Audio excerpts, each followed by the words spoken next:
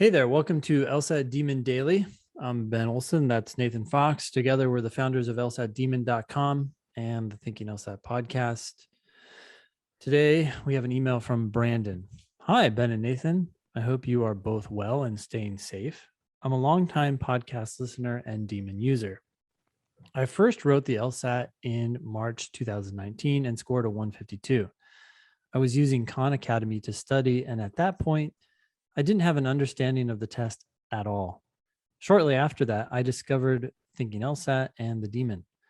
I wrote the test again 4 months later in July 2019 and scored a 164. Okay, so that's a 12-point bump.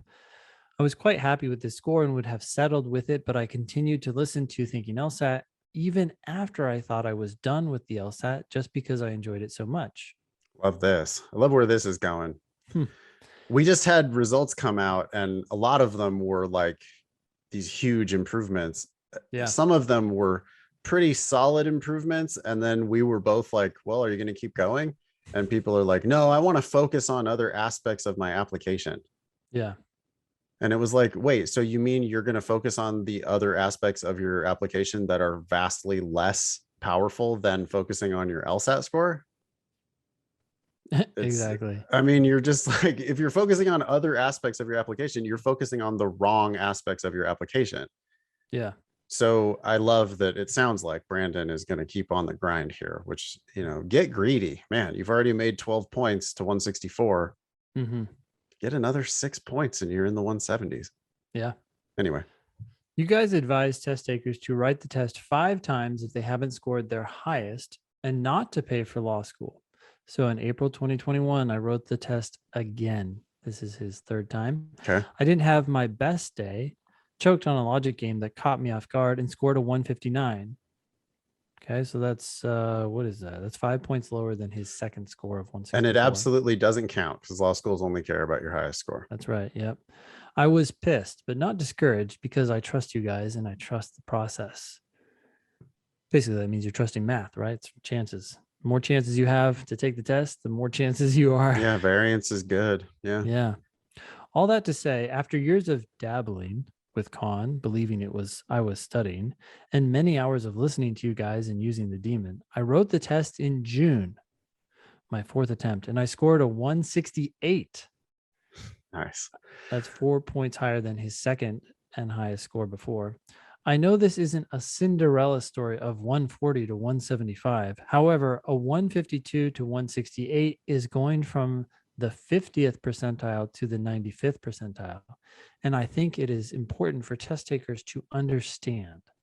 I will now be able to go to law school for free in pretty much any state that I want. And that is in huge part because of your podcast, The Demon, your methods, and your overall advice. I cannot thank the team enough for helping me along the way. I will continue listening to the podcast, likely until you guys stop doing it. And I will encourage everyone I speak to about the LSAT to do the same. Thanks, guys. Brandon. It's interesting. I am still perplexed that people do this. I know that they do. I just don't know what is so appealing about our discussions after the test is over. Ben, trying to get people not to listen to the podcast anymore. It's not like I'm trying, like, Brandon, please. I'm flattered that you would continue listening to our discussion, but I don't get it. I'm confused. But Ben, I don't think are a podcast listener, period. Yeah, generally I don't. Okay, so you don't get it. Podcasts, it's a different thing. People listen to podcasts because they want to listen to. I heard a friend of mine in LA say it one time as, I like it when it sounds like there's smart people and microphones and they're just talking. That's what it's like. It's somebody keeping you company while I listen to podcasts while I do yard work. I'm like cleaning up the forest and I am listening to Smartless, or I'm listening to just whatever knuckleheads. Normally it's like pretty smart people, interesting people, funny people. And I'm just listening to it. I'm not like super seriously. It's not like this is a book on audio that I'm like taking notes or whatever. Which is all I ever do. I get it. Yeah. You are a very serious person. It's true. You are bettering yourself constantly. I'm not bettering myself. I'm listening to a podcast because I want some entertainment. So anyway, I'm glad that our listeners think that we're amusing, but let's get back to Brandon's. I do have success one story. question for Brandon, and that is I'm Yeah, so proud of him for getting a 168, but isn't I that know his what this. fourth attempt? Yeah, yeah. So go ahead. I Brandon, like there's still it sounds like there's still money on the table. Like Potentially.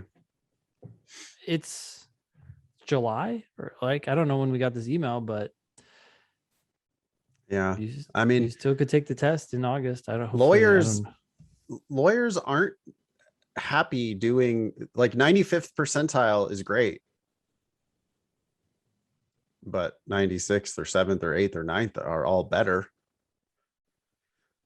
Would a lawyer consider themselves fully prepared walking into court if they had done a 95th percentile job preparing for the case? not Depends the what best kind of ones. lawyer. Yeah. I mean, Brandon is taking time to absorb this win. It's a win, and that's great, but you could win more.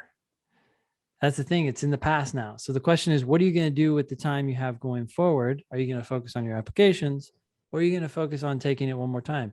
And you may say, hey, I can't do better than a 168. Really? Do you know that for sure? I'm unlikely to do better. Well, even if you don't, the mere chance that you could do better could be worth a lot. If you score 1 or 2 points higher, you turn that 95th percentile into 97th percentile or 98th percentile. You And know, now you're going for free at some school that you would be paying at. at better schools. Yeah. And I mean, and Brandon correctly notes the thing I really wanted to point out about this email is that Brandon went from the 50th percentile to the 95th percentile. Yeah. That Brandon has launched himself past 45% of all other test takers. And that we should not understate how bitchin' that really is. I mean, that Well, is incredible. that is incredible. And you said 45% of all their test takers. Yes, I would say It's probably yeah. 90% of all their applicants. Right, of relevant test takers. It's like Yeah. you've launched yourself past most relevant test takers, Yeah. because people under 150 are just really kind of also They're rans. not your competition, right? They're people that are going to be paying full price to go to law school, which means they shouldn't go. Yeah. And Brandon, with the 152, it was like, well, you could have got in some places that aren't that great. You could have paid full tuition. And now with a 168, you're going to be going for free Yeah. at, you know, top 100, maybe top 50 if he's got good grades, law schools. Yeah. But still probably not cracking the door to many of the schools in the top 14. And why not get greedy? Yeah. So yeah, I would like to know if Brandon is going to take it a fifth time. How would Brandon let us know if he was going to take it a fifth time? You could always email us at daily@lsatdemon.com. Give us an update.